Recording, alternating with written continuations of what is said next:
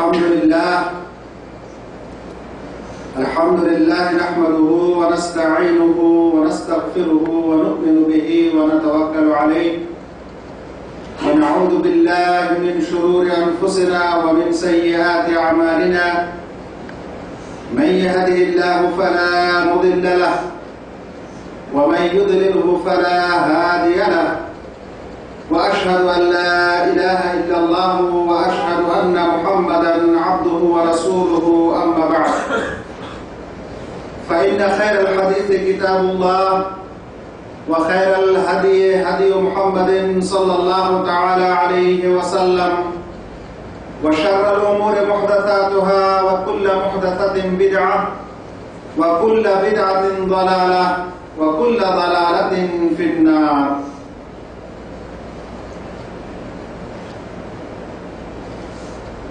উপস্থিত দিনী বন্ধুগণ, আল্লাহ রাব্বুল আলামিনের যাবতীয় প্রশংসা এবং নবী মুহাম্মদ মুস্তাফা সাল্লাল্লাহু আলাইহি ওয়াসাল্লামের প্রতি অনেক অনেক দরুদ ও সালাম বর্ষিত হোক। আল্লাহুম্মা সাল্লি আলাইহি আল্লাহুম্মা বারিক আলাইহি। আজকে আমরা যে উদ্দেশ্যে এই মসজিদে সমবেত হয়েছি সেটি হচ্ছে আমাদের প্রিয় ধর্ম ইসলাম সম্পর্কে এবং ইসলামের উপর অবিচল বা দৃঢ় থাকা সম্পর্কে আমরা কিছু আলোচনা শুনবো এবং তার প্রতি আমল করব। এই উদ্দেশ্যেই আজ আমরা এখানে একত্রিত হয়েছি। বন্ধুগণ, আল্লাহ রাব্বুল আলামিন তার এই সকল মাখলুক যা তিনি সৃষ্টি করেছেন তার মধ্যে সর্বোৎকৃষ্ট মাখলুক হচ্ছে মানুষ, মানব জাতি। আর মানব জাতির উপর আল্লাহ রাব্বুল আলামিন যতগুলো নিয়ামত দিয়েছেন, নিয়ামত বিশেষ করে ওই নিয়ামত, ওই অনুকম্পা যার বিনিময়ে আল্লাহ রাব্বুল আলামিনকে কিছুই দিতে হয়। এরকম যত নিয়ামত দিয়েছেন সেই সকল নিয়ামতের মধ্যে সবচেয়ে বড় নিয়ামত হচ্ছে ইসলামের নিয়ামত। মানে আমরা যে হিদায়াত প্রাপ্ত হয়েছি, হওয়ার পর ইসলাম ধর্মকে গ্রহণ করে মুসলিম হয়েছি, এটা হচ্ছে সবচেয়ে বড় নিয়ামত। কেন সবচেয়ে বড় নিয়ামত? আর যদি মানুষ এই সঠিক পথ না পেত তাহলে কখনো কি জান্নাত সে পাবে? যদি আজ কেউ আমরা মুসলিম না হতাম, ইসলাম ধর্মকে গ্রহণ না করতাম, তাহলে কখনো ভবিষ্যতে জান্নাত পাওয়ার কি আশা করা যেত? তাহলে যে সব সময় জাহান্নামে থাকবে এবং যে জান্নাতের সুগন্ধিও পাবে না, সেটা হচ্ছে সবচাইতে বড় হতভাগা। আর সবচেয়ে সৌভাগ্যবান ব্যক্তি হচ্ছে ওই ব্যক্তি যে ব্যক্তি জান্নাত পাওয়ার আশা রাখে। সেই কারণে ইসলাম ধর্মের অবলম্বী হওয়া, মুসলিম হওয়া সকল নিয়ামতের মধ্যে একটি বড় নিয়ামত। আল্লাহ রাব্বুল আলামিনের এই নিয়ামত পাওয়ার কারণে আমরা সকলে পড়ি আলহামদুলিল্লাহ। বন্ধুগণ, আল্লাহ রাব্বুল আলামিন যখন এই ইসলাম ধর্মকে দিয়েছেন, অবতরণ করেছেন নবী মুহাম্মদ মুস্তাফা সাল্লাল্লাহু আলাইহি ওয়াসাল্লামের প্রতি, অতঃপর তিনি বিশ্বের সকল মানুষের প্রতি এই আহ্বান দিয়ে ইসলামের যে ঝান্ডা উড্ডীন করেছেন, মানুষকে ইসলামের পথে দাওয়াত দিয়েছেন, আহ্বান করেছেন। সেই ইসলামের প্রতি আল্লাহ রাব্বুল আলামিন আমাদেরকে অটল থাকার আদেশও দিয়েছেন। আল্লাহ তাআলা বলেন, ফাস্তাকিম কামা উমিরত, তুমি অটল থাকো যেমন আদেশ করা হয়েছে, তাই অটল থাকতে হবে। ইসলামকে জানার পর, মানার পর, ইসলামের অবলম্বী হওয়ার পরের মানে নয় যে আমরা যেমন তাই করবো, যেমন যা খুশি তাই করবো। তার উপর অটল থাকতে হবে, ওইভাবে যেভাবে আমাদের সাহাবায়ে কেরাম ছিলেন। আপনারা অনেকে বেলাল রাদিয়াল্লাহু তাআলা আনহুর একটি ঘটনা শুনে হবেন। ইসলাম গ্রহণ করার পর তার মালিক যে কষ্ট দিয়েছিল, যে শাস্তি দিয়েছিল, সেটা পৃথিবীর খুব কমই জায়গায় দেখা যায়। ওইরকম নজির খুব কমই আছে যে উত্তপ্ত বালুর মধ্যে, মরুভূমির গরম বালির মধ্যে যদি উটের সাথে রশি লাগিয়ে, উটের পায়ে রশি বেঁধে আর একজন মানুষকে সেই রশির সাথে বেঁধে দিয়ে যদি উটকে ধাওয়া করা হয় আর আর উট সেই উত্তপ্ত বালুতে তাকে নিয়ে যদি ছুটে, তাহলে সেই সমস্যাটা এবং সেই কষ্টটা আর সেই দৃশ্যটা কি কম বেদনাদায়ক, কম দুঃখদায়ক? যেটা হয়েছিল আমাদের পূর্বসূরি সাহাবায়ে কেরামদের অনেকের উপরে। কিন্তু তারা দ্বীনের প্রতি অবিচল ছিলেন, অটল ছিলেন, ছাড়েননি, একথা বলেননি যে না আমি কিছুক্ষণের জন্য মুসলিম হয়ে যাই, বলতেন না।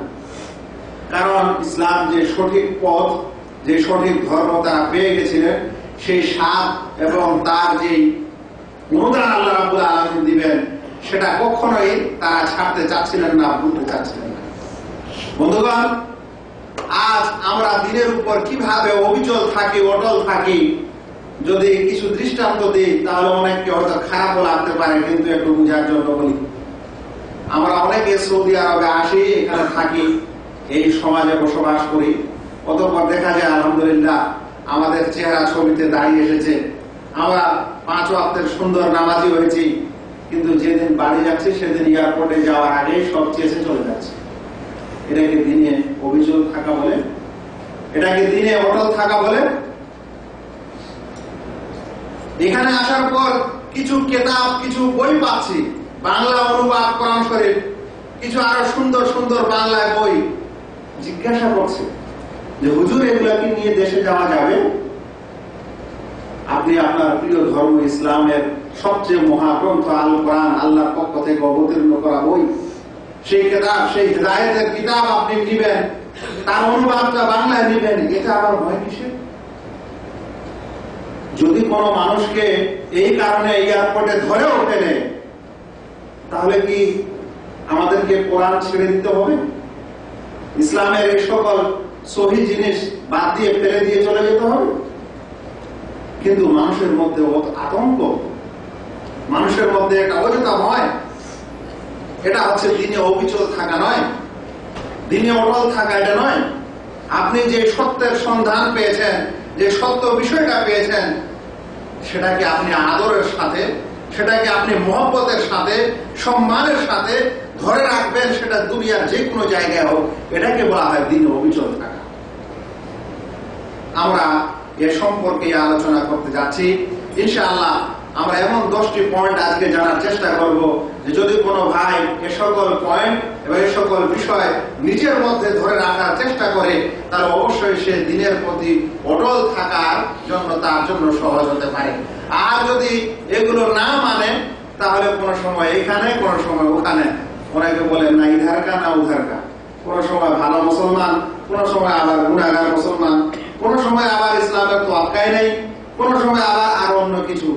এরকম হবে না যদি আমরা আজকের এই আলোচনার কিছু পয়েন্ট মনে রাখি। বন্ধুগণ, ইসলামে অবিচল থাকার প্রথম উপকরণ বা প্রথম কারণ আর প্রথম উপায় হচ্ছে আল্লাহ রাব্বুল আলামিনের কাছে দোয়া করা, যে আল্লাহ, আমি যে মুসলমান, আমি যে তোমার এই দ্বীনকে গ্রহণ করেছি, তুমি আমাকে সত্যিকার অর্থে সহিহ পথ দেখাও এবং সহিহ পথে রাখো।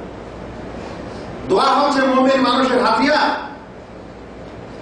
ওরাই আল্লাহ রাব্বুল আলামিনের কাছে দোয়া করে না যারা আল্লাহ তাআলার প্রতি ঈমান দুর্বল, যারা আল্লাহ তাআলার প্রতি ঈমান দুর্বল, বিশ্বাস দুর্বল বা বিশ্বাস নেই, তারা আল্লাহ রাব্বুল আলামিনের কাছে দোয়া করবে না। কিন্তু একজন মুমিন যার ঈমান যত পুক্ত, যত গভীর, সে ব্যক্তি তত বেশি আল্লাহ রাব্বুল আলামিনের কাছে দোয়া করবে। আর সেই সকল দোয়ার মধ্যে বড় দোয়া হচ্ছে যে হে আল্লাহ, আমি যে সঠিক পথ পেয়েছি, যে সঠিক দিনের সন্ধান পেয়েছি, সেই দিনের প্রতি যেন আমি সবসময় অবিচল থাকতে পারি, মৃত্যু পর্যন্ত যেন আমি অবশ্যই এই দিনের খাদেম এবং এই দিনের নিয়ম পদ্ধতি মেনে চলতে পারি। আল্লাহ রাব্বুল আলামিন কোরআন শরীফের যেটা প্রথম সূরা, সূরা ফাতিহা, আলহামদু সূরা, সেই সূরাতে একটি বাক্য বা একটি আয়াত আছে, যার অর্থই হচ্ছে আল্লাহ তাআলার কাছে সঠিক পথের সন্ধানী হওয়ার জন্য দোয়া করা। সেটা হচ্ছে ইহদিনাস সিরাতাল মুস্তাকিম, হে আল্লাহ আমাদেরকে হেদায়েত দাও, আমাদেরকে সঠিক পথ দেখাও। আর সিরাতাল মুস্তাকিম, যেটা সঠিক পথ, যার মধ্যে কোনো বাঁকা আঁকা বাঁকা নেই, যার মধ্যে বক্রতা নেই, সেই সঠিক পথটা হচ্ছে ইসলামের পথ। সেটা হচ্ছে তাওহীদের পথ। এই পথ আল্লাহ তুমি আমাদেরকে দেখাও। ডেইলি আমরা 5 ওয়াক্তের নামাজের সময় এটা পাঠ করি। এটা শিক্ষা দেয় যে একজন মুমিন সে সব সময় আল্লাহ রাব্বুল আলামিনের কাছে কি করবে? দোয়া করবে যেন আল্লাহ তাকে সঠিক পথের উপর রাখেন।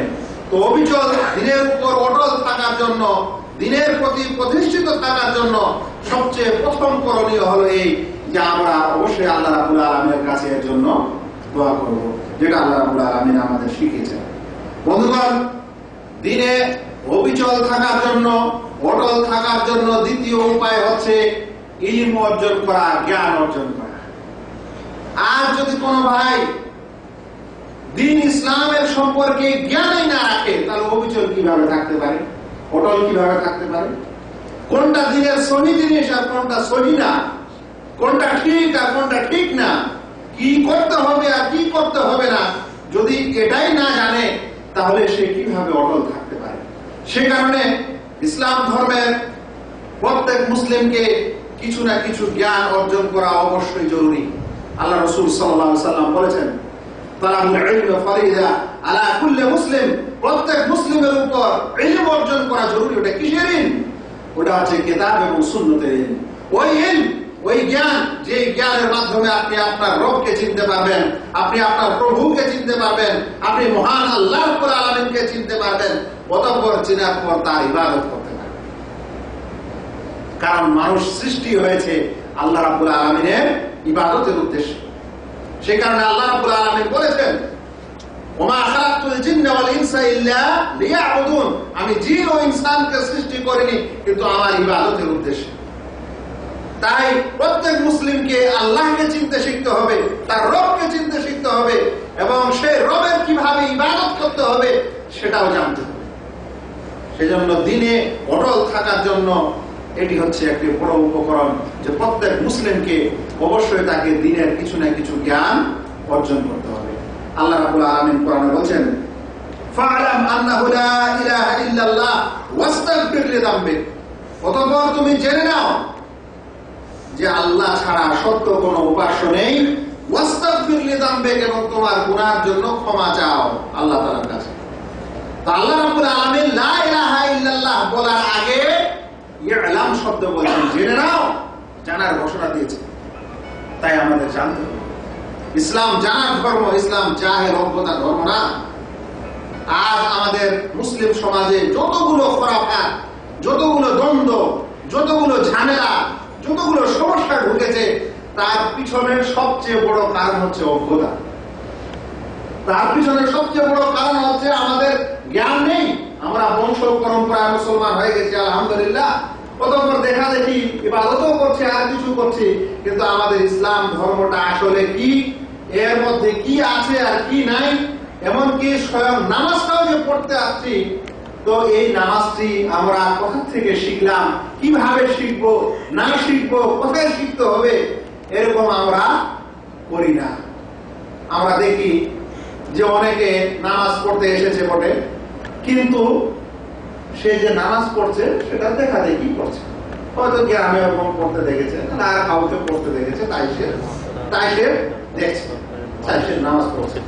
কিন্তু যে নামাজ আমাদের নবী করিম সাল্লাল্লাহু আলাইহি সাল্লাম পড়েছেন, আদায় করেছেন, তিনি যে আমাদেরকে নামাজ শিক্ষা দিয়েছেন, তিনি যেইভাবে পড়েছেন সেটা পড়ার জন্য বা সেরকম শিক্ষার জন্য আমরা চেষ্টা করি না, বা ওটা আসল স্থান থেকে জানার চেষ্টা করি না।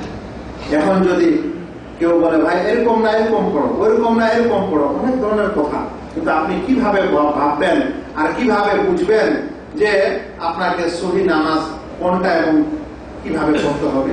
ওটা তখন পড়তে পারবেন, বুঝতে পারবেন যখন অরিজিনাল আসলে নবী মুহাম্মদ মুস্তাফা সাল্লাল্লাহু আলাইহি ওয়াসাল্লাম যেখানে নামাজ পড়েছেন, তার এই নামাজের বর্ণনা যেখানে আছে সেটা যখন পাঠ করবেন, তখন বুঝবেন যে তাহলে আমার অমুক কাজটা মনে হয় ভুল হলো, যেটা আল্লাহ রাসূল সাল্লাল্লাহু আলাইহি ওয়াসাল্লাম এরকম করেছেন আর আমি অন্যরকম করি।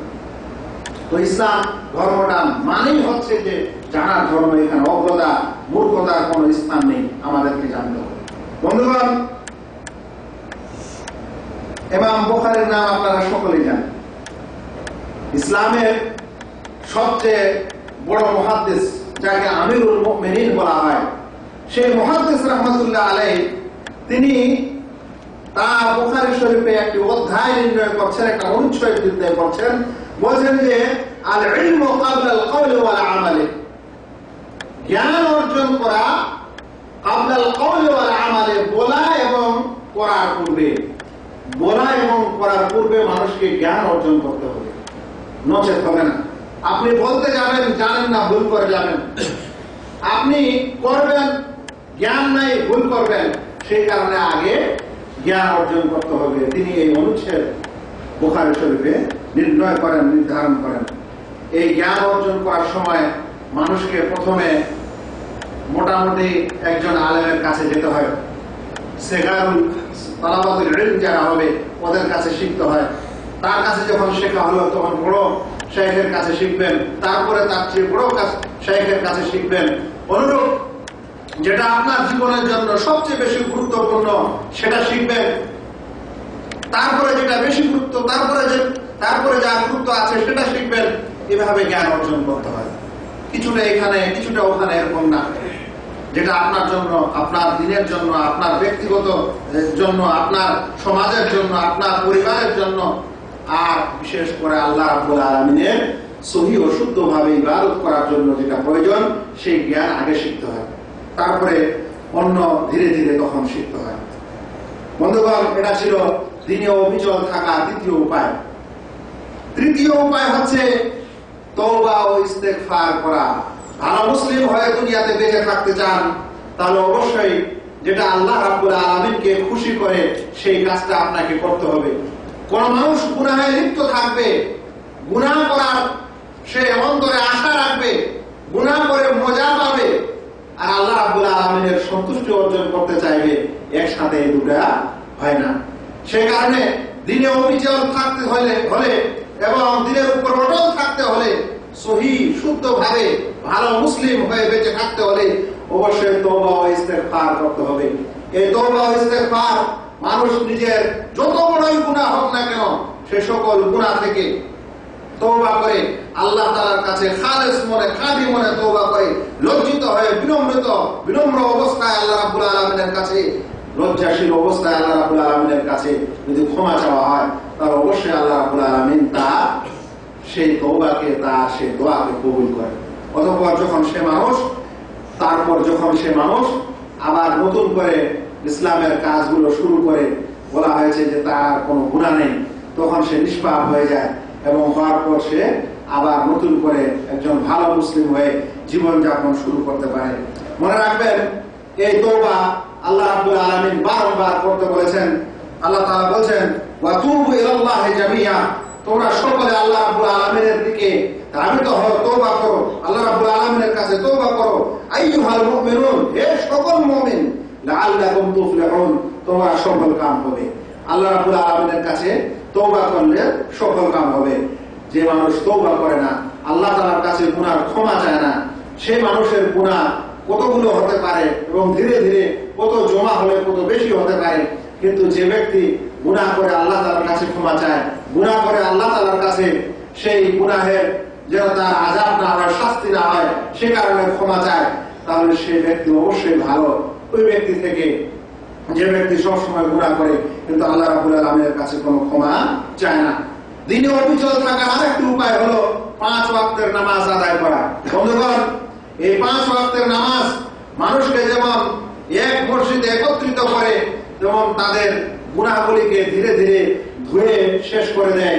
নবী মুহাম্মদ মুস্তাফা সাল্লাল্লাহু আলাইহি ওয়াসাল্লাম একদা বলেছেন যে আরাইতুম লাউ আন্না নাহরান বিবাবি আহাদিকুম, তোমাদের কি মনে হয় যদি তোমাদের দরজার সামনে একটি প্রবাহমান নদী থাকে, এমন নদী যে নদীতে স্রোত চলছে, এরকম যদি একটা নদী থাকে, ওয়ায়াতাসিলু ফিহি 5 মাররাত, আর এক ব্যক্তি সেই প্রবাহমান নদীতে 5 বার গোসল করে, হাল ইয়াবকা মিন দারিহি শাই, তাহলে তার শরীরে কোনো ময়লা থাকতে পারে?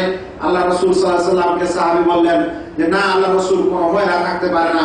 তখন আল্লাহ রাসূল বললেন, হাদা, এটাই হচ্ছে উপমা ওই ব্যক্তি যে ব্যক্তি 5 ওয়াক্তের নামাজ আদায় করে। যদি 5 ওয়াক্তের নামাজ আদায় করে তাহলে তার কোনো গুনাহ থাকতে পারে না। যে ব্যক্তি নামাজি হয় সে ব্যক্তি কোনো গুনার কাছে যাওয়ার আগে তার অন্তরটা একবার ধাক্কা দেয় যে আমি নামাজ পড়ি, কিন্তু এখন যদি এই কাজটা করি তাহলে কোন মুখে আমি মসজিদে যাব, কোন মুখে আমি আল্লাহ রাব্বুল আলামিনের কাছে দোয়া করব এবং দোয়া চাইব, মনটা তার ধাক্কা দেয়। সে কারণে নামাজ মানুষকে ইসলামের উপর এবং দ্বীনের উপর অটল থাকতে সাহায্য করে, সহযোগিতা করে। বন্ধুগণ, নামাজ সেই আমল যার সম্পর্কে স্বয়ং আল্লাহ রাব্বুল আলামিন বলেন, ইন্নাস সালাতা তানহা আনিল ফাহশাই ওয়াল মুনকার। অবশ্যই নামাজ মানুষকে বিরত রাখে খারাপ কাজ থেকে, নোংরামি থেকে। তাই দিনে অবিচল থাকার জন্য নামাজ একটি বড় উপায় এবং বড় উপকরণ, এটা আমাদের সবসময় মনে রাখা দরকার। যারা আজ নামাজে আসে না তারা অনেক কিছু কল্যাণ থেকে দূরে থাকে। নামাজ হচ্ছে আল্লাহ এবং বান্দার মাঝে সংযোগ স্থাপন করার একটা মাধ্যম। বান্দা যখন সাজদা করে তখন আল্লাহ সবচেয়ে বেশি নিকটবর্তী হয়। নামাজে সে বারংবার ইহদিনাস সিরাতাল মুস্তাকিম বলে, সে রুকুতে আল্লাহ রাব্বুল আলামিনের মহত্ব প্রকাশ করে, সে সাজদায় আল্লাহ রাব্বুল আলামিনের বড়ত্ব প্রকাশ করে, সে তাশাহুদে আল্লাহ রাব্বুল আলামিনের কাছে ক্ষমা চায়, নবী সাল্লাল্লাহু আলাইহি সাল্লামের প্রতি দরুদ পাঠ করে। এভাবে আল্লাহ রাব্বুল আলামিনের সাথে একটা বন্ধন সৃষ্টি হয় এই নামাজের সময়। কিন্তু যারা নামাজ পড়ে না, বলেন তো ভাই, যে মানুষ নামাজ পড়ে তার গুনাহ খাতা, তার আবেদন নিবেদন, সে তখনই মসজিদে আসে, নামাজ পড়ে, 2 রাকাত নামাজ পড়ে, ইকামত এবং আযানের মাঝে দোয়া করে, নামাজের মাঝে দোয়া করে, নামাজের শেষে দোয়া করে, তাশাহুদে দোয়া করে। কিন্তু যে ব্যক্তি মসজিদে আসলো না, সে কখন দোয়া করে? তখন সে কখন দোয়া করবে? যদিও দোয়া সব সময় করা যায়, কিন্তু দোয়া করার ফুরসত হবে না, দোয়া করার সুযোগ হবে না সেই ব্যক্তি। কাজ করার সময় দোয়া করবে, ঘুম পাড়ার সময় দোয়া করবে সেই ব্যক্তি, না টেলিভিশন দেখবে। তো নামাজ হচ্ছে একটি এমন বন্ধন, এমন উপায় যেটা মানুষকে ইসলামের উপর অবিচল রাখার এবং অটল রাখার একটা বড় উপায়, উপকরণ। বন্ধুগণ, ইসলামের প্রতি অবিচল রাখার আর একটি উপায় হচ্ছে সৎ সঙ্গী গ্রহণ করা, ভালো বন্ধু গ্রহণ করা। মনে রাখবেন, বন্ধু যে মানুষের খারাপ হয়, সঙ্গ যে মানুষের খারাপ হয়, সে মানুষ খারাপই হয় সাধারণত। সঙ্গ ভালো হলে সে মানুষ ভালো হয়, সঙ্গ খারাপ হলে সে মানুষ খারাপ হয়। আপনারা সকলে জানেন, যারা এখানে এসেছেন বা দেশে থাকেন, আপনি প্রথম যে বন্ধুটাকে পেয়েছেন সে যেমন হয়েছে, আপনিও ধীরে ধীরে তেমন হয়েছেন। যদি আপনার প্রথম রুম পার্টনারটা ঘরের নামাজি হয়, তাহলে আপনি আসার পর ভাবেন যে ও নামাজ পড়তে যাচ্ছে, আমিও যাই, ও আপনাকে নিয়ে আসে। কিন্তু যদি ও বেনামাজি হয়, তাহলে আপনি নামাজি হলেও ধীরে ধীরে বেনামাজি হতে হয়। যদি আপনি সেই সঙ্গটা তাস খেলার লোক পান, ক্যারাম বোর্ড খেলার লোক পান, জুয়া খেলার পান, তাহলে ওর সাথে সাথে ধীরে ধীরে আপনি ওই কাজে লিপ্ত হয়ে যাবেন। এটাই দেখা গেছে। সেই কারণে সঙ্গ, আপনার বন্ধু অবশ্যই ভালো হতে হবে। আল মারউ আলা দীনি খালিলি, আল্লাহ রাসূল সাল্লাল্লাহু আলাইহি ওয়াসাল্লাম বলেন যে আল মারউ আলা দীনি খালিলি, মানুষ তার বন্ধুর দিনের স্বভাবই হয়, বন্ধুর স্বভাবই হয়। বন্ধু যেরকম হয় তার বন্ধুও সেরকম হয়। আপনি কি দেখেছেন কোনদিন একজন ভালো আলেম, শেখুল হাদিস, তার বন্ধু একজন ডাকাত, চোর? দেখেছেন? কোন চোরের বন্ধু কোনদিন হাফেজ, বড় ভালো আলেম দেখেছেন? হয় না। যে যেমন হয় তার বন্ধু তেমনই হয়, নচেত বন্ধুত্ব হয় না। আপনি যেটা পছন্দ করেন, আপনি যেটা ভালোবাসেন, আপনার বন্ধু যেটা ভালোবাসে, তাহলে আপনাদের মধ্যে বন্ধুত্ব হবে। আর আপনি একটা করবেন, আপনি এটা ভালোবাসবেন, আর বন্ধু এটা করবেন, এটা ভালোবাসবেন না, দুজনের মধ্যে কি আর বন্ধুত্ব হয় না? প্রথমে ধরে মারপিট হবে, ঝামেলা হবে। বন্ধু মানে এক অপরের কথা এবং কাজে মিল থাকে, নচেত থাকে না। তাই বন্ধু চয়ন করতে হবে ভালো করে, সৎপর্শ হতে হবে। এরকম আপনার সন্তান, ছেলে পেলেদেরও হতে হবে। যেমন নিজের হতে হবে, তেমন আপনার ছেলে পেলেদেরও হতে হবে। যদি আপনার বাচ্চার বন্ধু খারাপ হয়, তাহলে আপনার বাচ্চাও খারাপ হবে। আল্লাহ রাসূল সাল্লাল্লাহু আলাইহি ওয়াসাল্লাম একটি সুন্দর উপমা দিয়েছেন এই বিষয়ে। বলছেন, সৎসঙ্গ আর অসৎ সঙ্গের উদাহরণ হচ্ছে আতর বিক্রয়কারী এবং কামারের হাকরের নেই। বলছেন, সৎসঙ্গের উদাহরণ হচ্ছে আতর বিক্রয়কারীর মতো। আতর বিক্রয়কারীর সব ভালো। কেন বলছেন? যদি কাছে যাও তো সুগন্ধি পাবে। সুগন্ধিকে তো ধরে রাখতে পারবে না আতরওয়ালা, তাহলে কাছে গেলে আপনি সুগন্ধি পেয়ে নিলেন। আরো যদি কাছে যান তাহলে ফ্রিতে একটু পেয়ে যাবে। যে কোনো আতরওয়ালা ওরা মানুষকে আতর বিক্রি করার জন্য হোক বা আর কিছু কারণে হোক কাছে গেলে একটু করে আতর লাগাই দেয়। ওর জন্য কি টাকা নেই? ওর জন্য কোনো টাকা নেই, ফ্রিতে লাগাই দেয়। তো বলছেন কাছে গেলে সুগন্ধ পাবে, আরো কাছে যদি যাও তাহলে ফ্রিতে একটু আপনাকে লাগাই দিবে, আপনার শরীরে সুগন্ধি চলে আসবে। আর যদি কিনে নেন, তার কাছ থেকে ক্রয় করে নেন আতর, তাহলে ভালো জিনিসই ক্রয় করলেন। আর বলছেন অসৎ সঙ্গ, খারাপ সঙ্গের উদাহরণ হচ্ছে কামারের হাপড়। কামার যারা লোহা পিটায়, লোহা পিটিয়ে লোহাকে ঠিকঠাক করে, যদি কাছে যান তাহলে দুর্গন্ধ লাগবে। পচা লোহাকে পিটালে সুগন্ধি বের হবে কি? দুর্গন্ধ লাগবে, সেখানে ধোঁয়া বের হবে। এই ধোঁয়া আপনার চোখে মুখে লাগবে। আরো যদি কাছে যান তাহলে লোহাতে বাড়ি মারার সময় এই স্ফুলঙ্গ গুলো যেগুলো এদিক ওদিক ছুটাছুটি করে সেগুলো লাগবে, আপনার শরীরে পড়তে পারে, আপনার কাপড় পড়তে পারে। এই উপমাটি নবী সাল্লাল্লাহু আলাইহি ওয়াসাল্লাম দিয়েছেন, একটি বাস্তব উপমা সৎসঙ্গ এবং অসৎসঙ্গের সম্পর্কে। যে যারা সৎসঙ্গটা হলো আতরওয়ালার মতো, আর অসৎসঙ্গটা হচ্ছে কামারের হাপড়ের মতো। সে কারণে প্রত্যেক ভাইকে ভাইয়েরা প্রয়োজন যে সে যেন তার সঙ্গী, তার সাথী, তার বন্ধু ভালোভাবে চয়ন করে। হয় সে আপনাকে খারাপ করতে পারে, নচেত আপনাকে ভালো করতে পারে। আল্লাহ তাআলার একটি আয়াতের সম্পর্কে শুনে নেন। কিয়ামতের দিনে কেউ এক অপরের দিকে খেয়াল করবে না, নজর করবে না, তবে ভালো বন্ধু আপনার কাজে দিবে, মুত্তাকি মানুষ আপনাকে কাজে দিবে। আল্লাহ তাআলা বলছেন আল আখিল্লাউ ইয়াওমাইদিন বা'দুহুম লিবা'দিন আদুওয়ান ইল্লাল মুত্তাকুন। যে আল আখিল্লা, খালিল বন্ধু, ওই যে বন্ধুরা সেদিন এক অপরের শত্রু হবে। কিয়ামতের দিনে কোনো বন্ধু আপনার বন্ধু হয়ে আসবে না, সবাই শত্রু হবে, শত্রুতা প্রদর্শন করবে। বলছেন ইল্লাল মুত্তাকুন, কিন্তু মুত্তাকি ব্যক্তিদের মধ্যে বন্ধুত্ব থেকেই যাবে। সেজন্য আপনার যে বন্ধু হবে দুনিয়াতে যদি মুত্তাকি হয় তাহলে আখিরাতেও সে আপনার কাজে দেবে, আপনার লাভ হবে। কিন্তু যদি দুনিয়াতে খারাপ হয় তো দুনিয়া তো খারাপ করলো, আখিরাতেও আর চিনবে না, শত্রুই বেশি হবে। সূরা যুখরুফের ৬৭ নম্বরের আয়াতে এই আয়াতটি বর্ণিত হয়েছে। বন্ধুগণ, দিনে অবিচল থাকার আরেকটি উপায় হচ্ছে আমাদেরকে আমাদের অঙ্গ প্রত্যঙ্গকে হারাম কাজে লিপ্ত করা থেকে দূরে রাখতে হবে। আল্লাহ রাব্বুল আলামিন যে অঙ্গ প্রত্যঙ্গ আমাদেরকে দিয়েছেন, যে শারীরিক নিয়ামত দিয়েছেন, এগুলো যেন আমরা অন্যায় এবং অত্যাচারে লিপ্ত না করি, মন্দ কাজে যেন আমরা ব্যয় না করি। আল্লাহ রাব্বুল আলামিন আমাদেরকে মুখ দিয়েছেন, জিহ্বা দিয়েছেন, জবান দিয়েছেন কথা বলার জন্য। এর মানে এটা নয় যে মানুষ মিথ্যা বলবে, এর মানে এটা নয় যে মানুষ চুগলি করবে, এর মানে এটা নয় যে মানুষ গীবত করবে, চুগলি করার পর দুই লোকের মধ্যে ঝগড়া বাজিয়ে দিবে, গীবত করবে, পরনিন্দা করবে, করার পর সমাজ এবং সেই বৈঠককে নোংরা করে দিবে। আমাদেরকে এই জিহ্বা হেফাজত করতে হবে। আল্লাহ রাসূল সাল্লাল্লাহু আলাইহি ওয়াসাল্লাম বলেছেন, যে ব্যক্তি তার দুই দাড়ির মধ্যে যা আছে আর দুই উরুর মধ্যে যা আছে এই দুটির গ্যারান্টি দিবে, আমি তাকে জান্নাতের গ্যারান্টি দিচ্ছি। দুই দাড়ি মানে হচ্ছে মোচ এবং দাড়ি, এর মাঝে কি আছে? মুখ আছে এবং জিহ্বা আছে। আর দুই উরুর মাঝে লজ্জাস্থান আছে। আল্লাহ রাসূল বলছেন, যে ব্যক্তি এই দুটির গ্যারান্টি দিবে, মানে এই দুটিকে সে খারাপ কাজে রাখবে না, তার জন্য আমি জান্নাতের গ্যারান্টি দিচ্ছি। কিন্তু যারা এই দুটির অপব্যয় করবে তার জন্য জান্নাতের গ্যারান্টি আল্লাহ রাসূল সাল্লাল্লাহু আলাইহি ওয়াসাল্লাম দেন।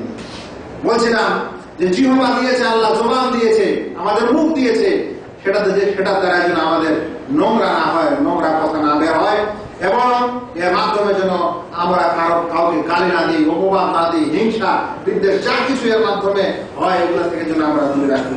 বন্ধুগণ, আল্লাহ রাব্বুল আলামিন আমাদের চোখ দিয়েছেন যেন আমরা এটা ভালো জিনিসই দেখি, সব পথেই যেন সেটাকে রাখি।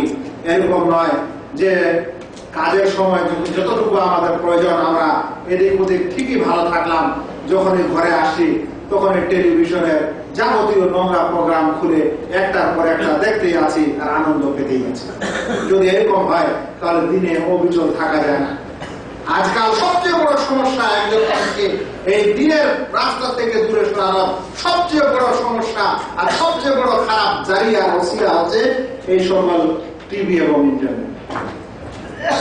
একজন মানুষ, একটা পরিবেশ ছিল, আপনারা নিজেই জানেন, আজ থেকে 20-25 বছর আগে আমরা যখন